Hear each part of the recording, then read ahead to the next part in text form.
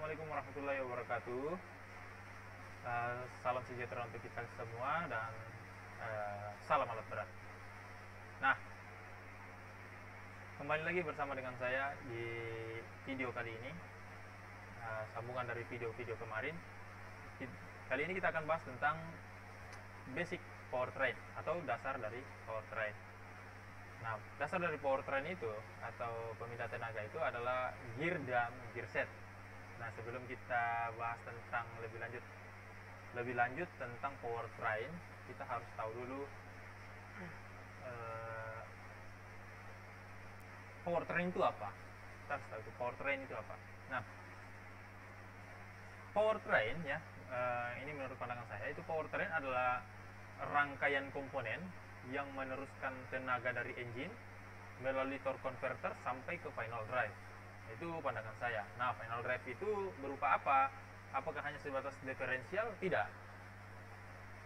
Final drive yang saya maksud di sini adalah jika unit kita menggunakan roda, maka dia berakhir pada roda, tenaga tadi dari engine tadi berakhir pada roda, dan jika dia menggunakan trek, maka tenaga tadi berakhir pada trek. Nah, lanjut, powertrain itu diambil dari contoh kincir air, ya. Itu contoh sederhananya, kincir air, di mana kincir air tadi digerakkan oleh energi potensial air, kemudian menghasilkan putaran. Pada water wheel tadi itu disambungkan dengan poros dan atau semacamnya untuk menggerakkan penumbuk padi, ya, yang digunakan pada zaman-zaman mungkin nenek kita mungkin zaman kita juga ada yang pernah lihat tapi mungkin sudah tidak terpakai. Nah, itu untuk menggambarkan rangkaian mesin yang meneruskan tenaga dari kincir air menuju alat untuk bekerja. Misalnya pada zaman nenek kita mungkin mereka gunakan untuk mengelola hasil pertanian seperti mengelola biji-bijian padi, kemudian menumbuh ubi kayu untuk menghasilkan tepung kanji, atau menumbuh biji kacang hijau mungkin untuk menghasilkan tepung-tepung yang lain untuk konsumsinya mereka pada zaman itu, ya. Nah, itu mereka menggunakan kincir air. Dari situlah kita menggambarkan rangkaian mesin yang meneruskan tenaga, ya, meneruskan tenaga. Diambillah masuk ke dalam dunia otomotif, dengan istilah otomotifnya disebut dengan powertrain. Nah, di mana powertrain sendiri yang berarti memutus dan mengontrol tenaga mesin atau engine, ya. Itu pandangan kita untuk dibawa ke dalam dunia otomotif. Oke. Dari beberapa orang mengatakan bahwa powertrain dengan transmisi itu berbeda, dan ada juga beberapa orang mengatakan itu sama. Tapi menurut saya itu tergantung dari pemikiran kita sendiri. Apakah kita ingin mengatakan itu sama atau berbeda? Intinya bahwa prinsipnya itu prinsip-prinsip yang ada dalam dasar dari dalam powertrain itu sama dengan yang ada dalam transmisi, tidak beda. Hanya bedanya nanti kita akan lihat di dalam fungsi utama powertrain itu sendiri. Misalnya pada fungsi pertama, powertrain itu menghubungkan dan memutuskan tenaga dari mesin. Oke? Nah, itu yang pertama. Yang kedua, powertrain mengubah kecepatan dan torque. Oke, itu sama dengan transmisi. Akan tetapi pada proses mengubah arah, fungsi berikutnya dari powertrain adalah mengubah arah. Pada transmisi hanya mereka gunakan untuk maju dan mundur. Sedangkan untuk mengubah arah belok kiri dan kanannya mereka masih mengandalkan transmisi masih mengandalkan power steering atau steering system, ya, steering system pada kendaraan. Misalnya mereka ingin belok kiri, mereka mengandalkan steering system. Sedangkan kita berpengaruh pada perputaran engine. Jadi misalnya kita mungkin mengubah arah, kita di alat berat mengubah arah belok kiri, ya, misalnya kita mengubah arah belok kiri, dengan catatan kita pasti akan sedikit menurunkan kecepatan engine, menaikkan kecepatan engine dan mengubah arah putaran dari trek kiri kita. Misalnya kita bawa doser nih, ya, kita ingin belok ke kiri, Nah, pada saat kita ingin berbelok ke kiri, otomatis mungkin karena agak lahan agak sempit mungkin ya. Nah, kita pasti menggerakkan arah putaran sebelah trek sebelah kiri itu bergerak mundur. Oke? Bergerak mundur apa namanya ya? Berputar ya, seakan-akan kita menarik dia mundur ke belakang, kemudian trek sebelah kanan kita putar ke arah maju.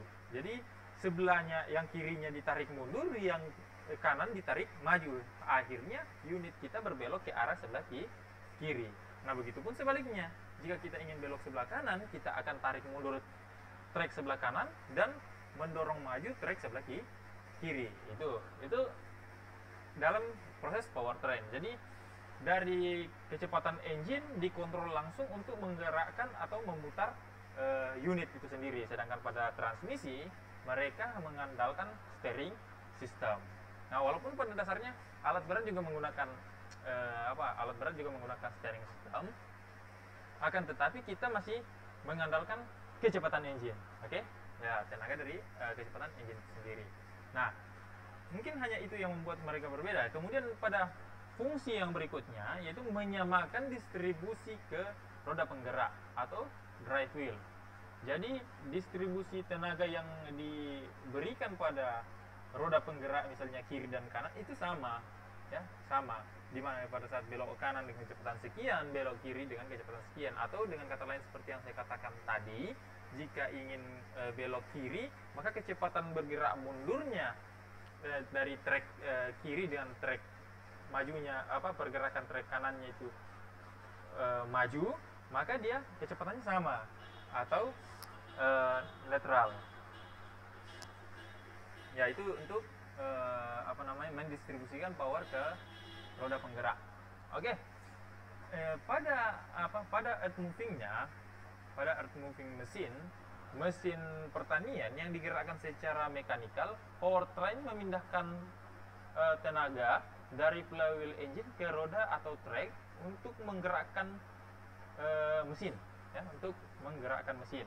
Powertrain tidak hanya memindahkan tenaga, tapi juga mengubah output engine sesuai kondisi beban yang diterima oleh mesin. Jadi transmisi tadi yang dirubah adalah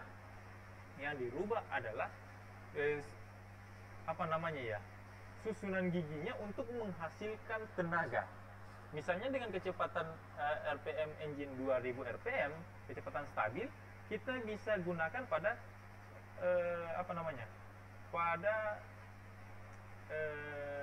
daerah yang membutuhkan momen yang tinggi. Contoh, 2000 RPM kita pakai ke agak tanjakan, mungkin kita akan turunkan saja transmisinya ke gigi 1. Sedangkan pada powertrain kita mungkin alat berat ya, hanya tinggal naikkan gas saja. Setelah itu beban yang berat sekalipun, misalnya kita bawa doser ini ingin memindahkan material dengan doser tadi, pasti kita naikkan naikkan kecepatan engine, ya kan, untuk menghasilkan daya dorong yang maksimal atau daya dorong yang kuat, ya kan, seperti itu. Intinya perbedaannya hanya sebatas itu saja lah. Nah, makanya beberapa orang mengatakan bahwa powertrain dan transmisi itu berbeda karena dari pandangan itu. Oke? Nah, lanjut. Sekarang kita masuk ke prinsip powertrain. Prinsip powertrain itu sebenarnya sama dengan transmisi. Jadi kita akan bahas saja di sini. Yang pertama adalah power. Oke, ini. Power sama dengan usaha per satuan waktu atau energi per satuan waktu. Berapa kekuatan yang kita hasilkan itu tergantung dari energi yang dipindahkan, oke? Tergantung dari energi yang kita gunakan dibagi dengan satuan waktu. Berapa lama kita mengelola energi itu tadi, ya? Nah, sama. Misalnya kita punya solar mungkin ya, solar 1 liter tidak mungkin untuk memindahkan beban yang berat atau yang 1 kali dorongan doser itu bisa dengan waktu yang agak lama kita gunakan, tidak mungkin, ya kan, pasti akan habis ya. Jadi istilahnya kalau orang makan sedikit makannya pasti tenaganya juga kurang, tapi kalau banyak makan belum tentu juga banyak kekuatannya, ya kan gitu. Jadi ya seperti itulah untuk pandangannya ya. Kemudian masuk ke bagian kedua, yaitu usaha dan gaya. Usaha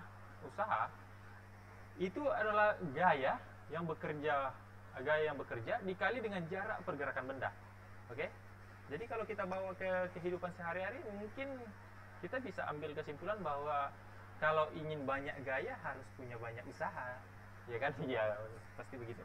Jadi ingin banyak gaya harus punya banyak usaha. Ya sejauh mana kita melangkah? Oke, ya. Jadi apa kata teman saya itu filsafatnya. Iya. Oke, kita masuk ke prinsip berikutnya adalah torque atau momen. Untuk menghasilkan sebuah momen itu harus ada gaya yang bekerja itu dikalikan dengan jarak dari pusatnya. Jadi istilahnya kalau misalnya kita masuk ke dalam perbandingan gigi, ya, perbandingan gigi untuk menghasilkan momen itu 1:2.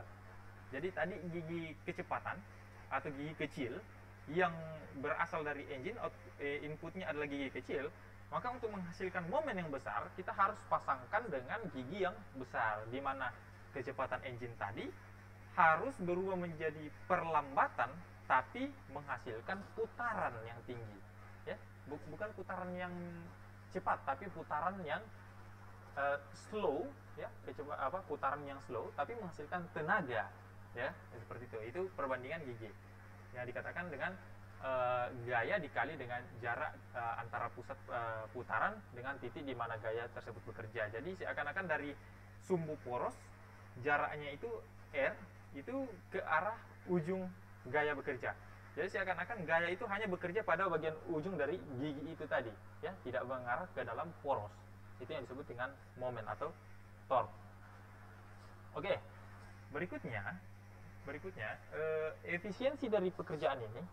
Oke, efisiensi dari prinsip dari powertrain ini, efisiensinya mengatakan bahwa tidak dengan adanya powertrain ataupun transmisi sekalipun, kekuatan dari mesin atau RPM engine yang tadinya 2000 RPM tidak selamanya outputnya menjadi 2000 RPM, walaupun kita mengatakan bahwa perbandingan giginya 1:1.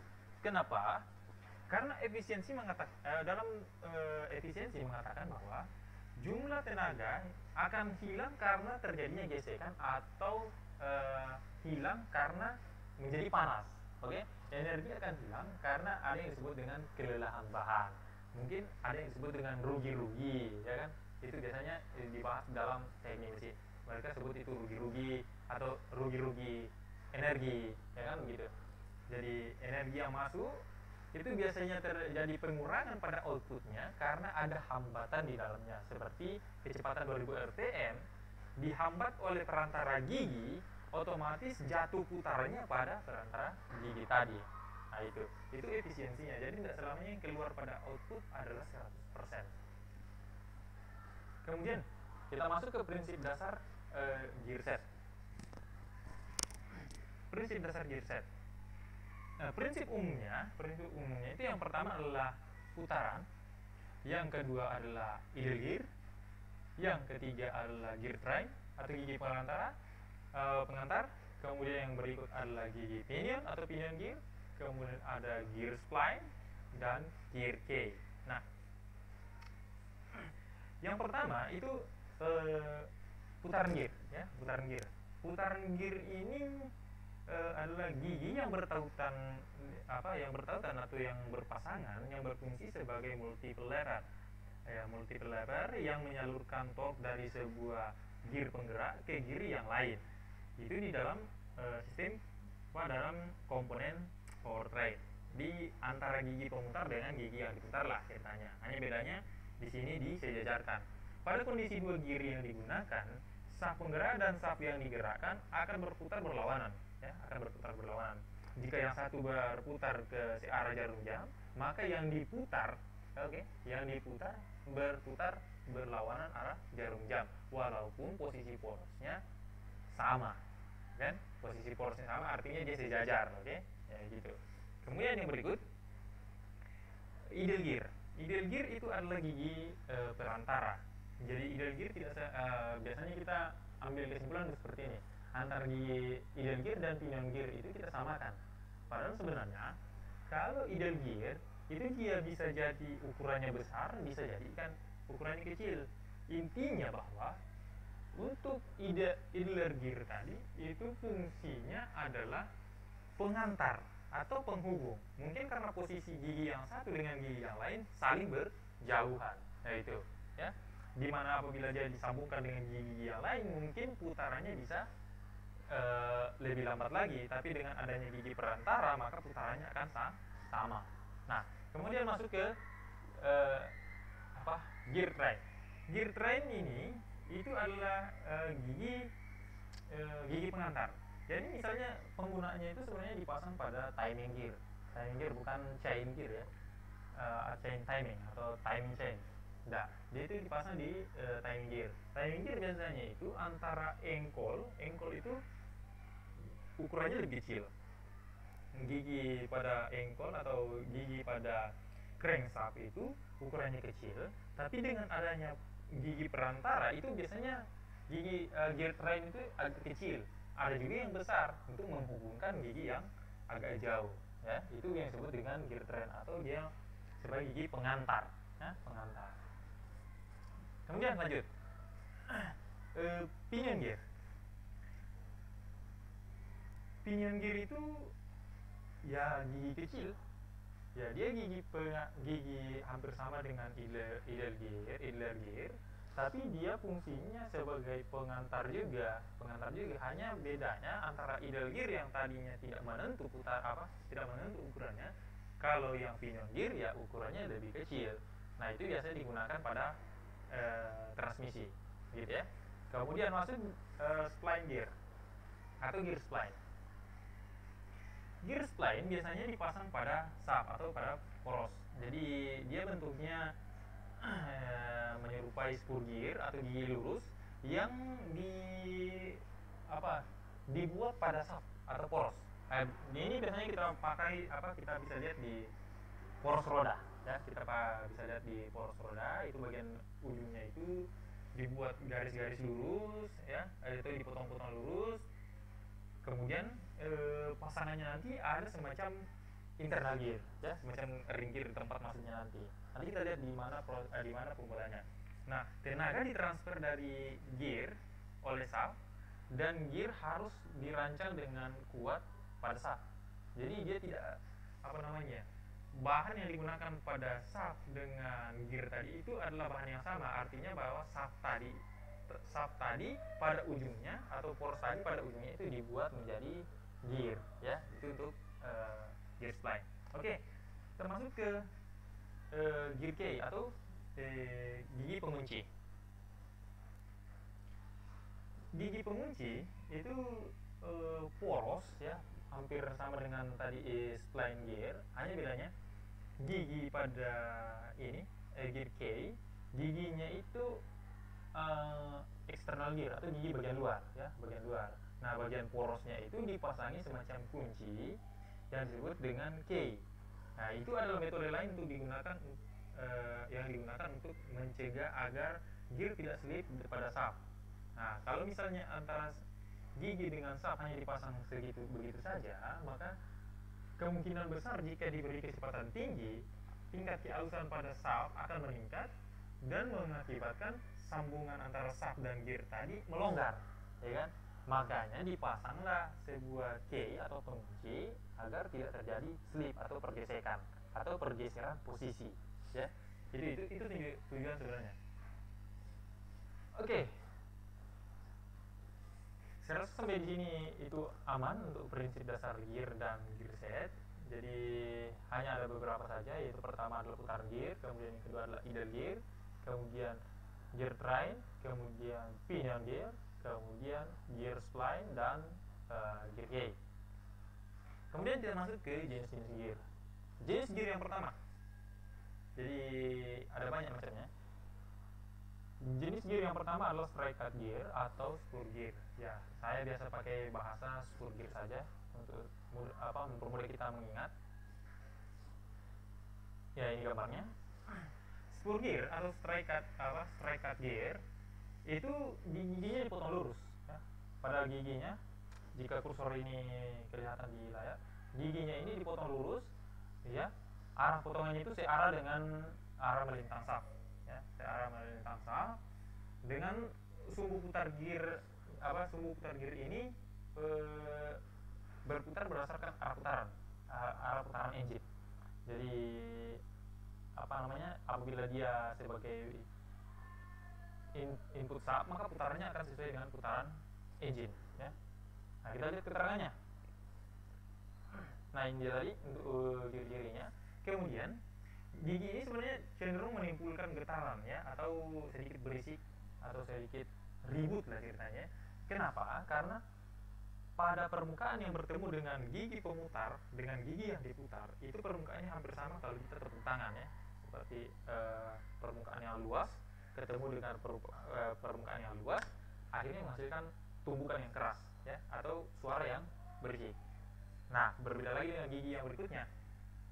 Intinya bahwa gigi spur gear ini cenderung menghasilkan getaran atau menghasilkan suara, ya, apabila tidak diberi semacam peredam atau dan lain-lain. Nah, nanti kita lihat apakah ada gigi yang bisa menghasilkan putaran yang lebih halus, ya, kita lihat di sebelahnya. Yang berikutnya adalah helical gear. Helical gear itu adalah gigi yang dibuat helix. Oke, ini yang tadi di giginya itu dipotong searah potongan shaft. Kalau sekarang ini dipotong dengan agak sedikit miring. Mungkin ada sekitar 45 derajat mungkin, atau sekitar 15 derajat kemiringan jika kita ambil dari titik terendahnya, ya. Helical gear ini kita lihat keterangannya dulu. Ya, ini memiliki gigi yang tidak sejajar dengan sumbu shaft, namun berbentuk spiral di sekeliling shaft dengan bentuk helix. Oke, nah, gigi ini, helical gear ini cocok untuk beban berat, ya, cocok untuk beban berat karena gigi gear yang berhubungan dengan sudut yang lebih tajam dibandingkan dengan spur gear. Tadi spur gear itu semua beban ditampung dengan masing-masing gigi, sedangkan ini diambil dari ujung ke ujung, ya, dari ujung bagian sini. Jika kursor ini kelihatan di layar, dari ujung titik terendahnya ini yang ketemu duluan pada saat diputar, berakhir pada bagian belakang ini, yang bagian belakang sebelah sana. Itu yang mengakibatkan dia sedikit lebih, perputarannya lebih halus. Nah, sehingga tidak ada suara yang bergemuruh atau menghasilkan suara yang berisik, gitu. Nah, perputaran gear ini dimulai dengan memutar ke bagian ujung gigi, kemudian yang memungkinkan menyalurkan tenaga lebih halus dibandingkan dengan straight cut gear. Hal ini juga memungkinkan pengoperasian yang lebih halus dan menahan beban yang lebih besar. Kenapa seperti itu? Ya, jadi apabila bagian gigi kecilnya ini, yang bagian depan ini saling bertemu, maka dia akan seakan-akan ada semacam slip atau pergeseran. Nah, karena pergeseran itulah mengakibatkan dia pada bagian tengah juga ikut termakan, dan akhirnya bagian ujung belakang juga ikut bertemu. Itu untuk helical gear. Kita masuk di bagian berikutnya adalah herringbone gear. Herringbone gear itu adalah helical gear yang double, ya. Kita lihat sedikit di gambarnya. Nah, ini gigi-giginya berbentuk V. Oke, kita lihat keterangannya. Nah, gear ini memiliki ciri-ciri gigi mempunyai bentuk huruf V, namun sebenarnya gigi ini memiliki dua helical gear yang biasa disebut dengan double helical gear.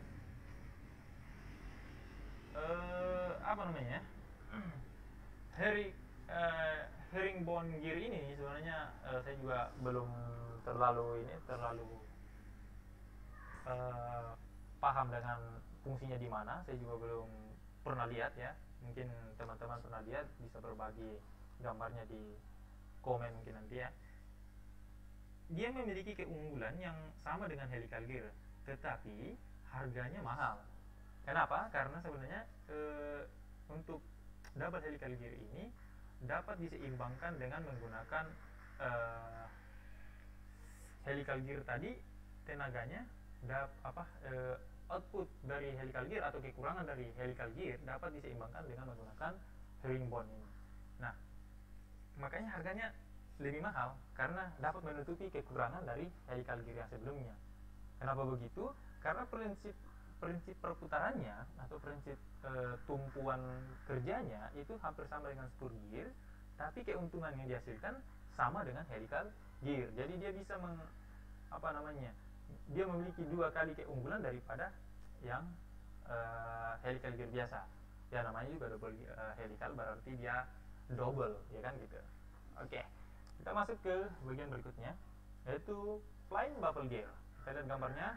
Oke, plain baffle gear ini memungkinkan untuk mentransfer tenaga dalam sebuah gigi pengantar atau gigi pengantar dengan arah tegak lurus. Jadi sebenarnya dia hampir sama dengan spur gear yang tadinya melingkar, tapi ini dibuat potongannya dalam bentuk ring atau ring gear. Nah, ring gear ini bagian side-nya saja atau sampingnya saja diberikan. Hanya bedanya tadi, jika dia spur gear itu kedua poros antara input dengan outputnya itu sejajar, kalau di sini membentuk penyilangan atau saling menyilang, gitu kan? Ya, itu. Nah, untuk gigi ini,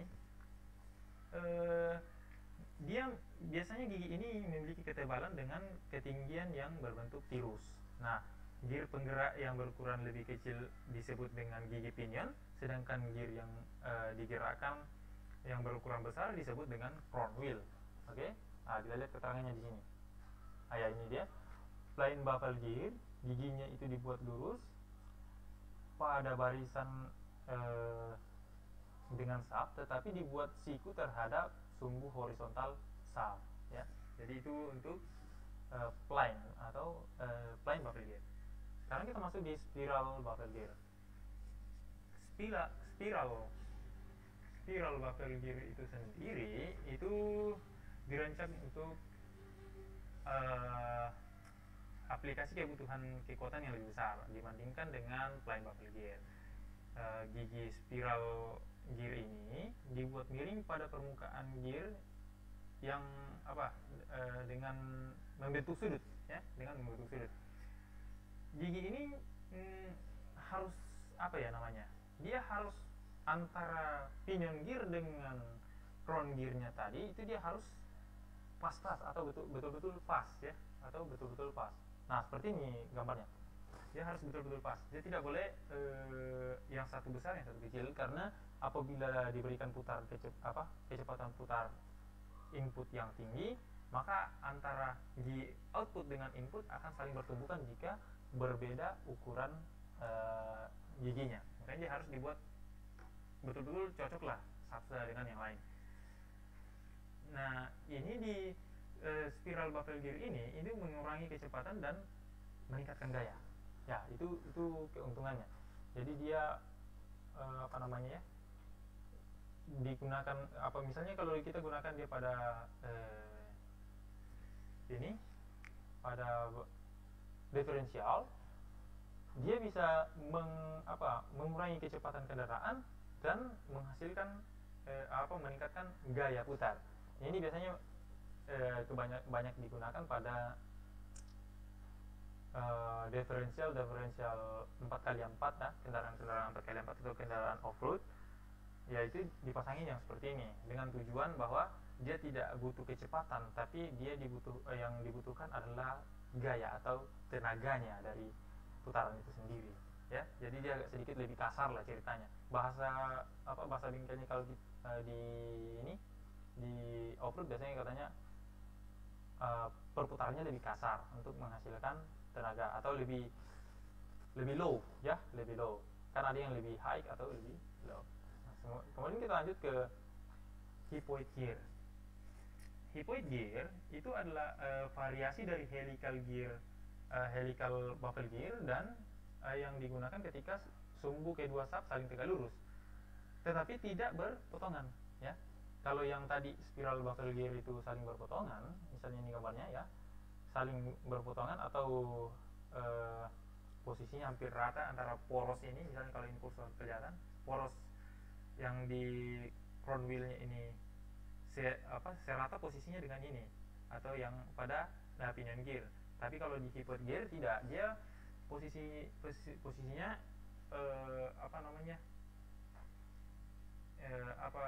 posisinya berada di atas titik tengah, ya, titik tengah dari crown gear. Jadi dia sedikit agak di atas, ya, tidak pas di sejajar dengan titik tengah crown wheel, ya, tapi dia agak sedikit di atas lagi, seperti dengan spiral bucket gear. Salah satu penggunaan yang paling umum hypoid gear adalah menggunakan drive shaft dengan rear axle atau penggerak roda belakang, ya, penggerak roda belakang pada automobil. Helical gear digunakan untuk menyalurkan putaran antara shaft yang tidak paralel. Nah, itu penggunaannya. Kita lihat keterangan seperti ini. Oke, ini adalah variasi dari helical gear, digunakan ketika sumbu kedua shaft saling tegak lurus tetapi tidak berpotongan. Jadi kita hanya sekedar mengenal saja, ya, mengenal ini gigi dengan bentuknya. Minimal kita tahu, oh, yang bentuk ini seperti ini dan yang bentuk ini begini. Keuntungannya apa dan kerugiannya apa, nanti kita akan bahas di berikutnya. Yang jelas kita pahami dulu dan tahu dulu bentuknya yang mana dan apa dia, ya kan gitu. Berikut kita masuk di worm gear atau gigi cacing. Ya, biasanya kalau kita di bengkel sebutnya gigi cacing. Keterangannya mengatakan bahwa gear jenis ini adalah jenis lain dari helical gear, yaitu worm gear. Gigi dari gear ini berbentuk silinder panjang dan tipis dan memiliki gigi-gigi helical yang bersambung.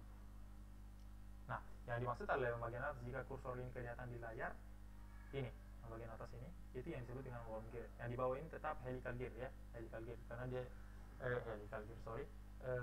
spur gear yang dibuat agak sedikit melengkung pada bagian tengahnya, ya, seperti yang pada gambar sebelahnya ini. Tapi intinya dia kerjanya sama dengan helical gear lah. Terkadang juga ada yang dibuat seperti seperti helical gear, tapi kebanyakan dipakai menggunakan ini spur gear, ya gitu. Nah, worm gear ini sendiri itu digunakan untuk mentransmisikan putaran dengan pengurangan kecepatan yang besar dari satu shaft ke shaft yang lain. Itu pada sudut kemiringan sekitar 90 derajat lah, ya, ya, sekitar 90 derajat untuk itu perputarannya itu. Oke, kita masuk di rack and pinion gear set. Rack and pinion gear set itu modelnya seperti ini. Nah, ini biasanya dipakai kalau di otomobil atau otomotif kendaraan ringan. Ini biasanya dipakai pada bagian steering system. Di bagian bawahnya itu antara poros dari steering wheel di atas atau roda kemudi bagian atas, itu terus ke bawah itu menggunakan gigi spur gear seperti ini, yang giginya ini. Tapi yang bagian bawah untuk menggerakkan roda berbelok kiri dan kanan itu adalah racknya, ya, rack gearnya. Yang di atas ini namanya pinion gear karena dia kecil, kemudian racknya yang di bawah karena dia berbentuk seperti derek, ya, gigi spur gear yang dipasang berderet. Nah, itu yang disebut dengan rack and pinion. Intinya seperti sederhananya seperti itulah, agar mampu kita ketahui lebih cepat. Rack and pinion adalah bagian dari idle gear di mana giginya berupa spur gear seperti yang saya katakan tadi, dan ukurannya biasanya menyerupai ukuran pinion gear. Dan rack gearnya yaitu gigi yang disusun secara melintang dengan bentuk gigi spur gear. Oke, yang berikut adalah eksternal dan internal gear.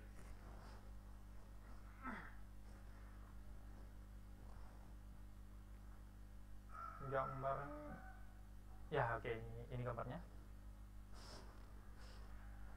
Yang di sebelah sini pada layar, gambar sebelah kiri adalah external gear, sesuai dengan namanya, giginya terdapat pada bagian luar, sedangkan yang bagian sebelah kanan adalah internal gear karena giginya bagian dalam. Nah, di sini yang banyak kita gunakan di powertrain atau transmisi pada alat berat.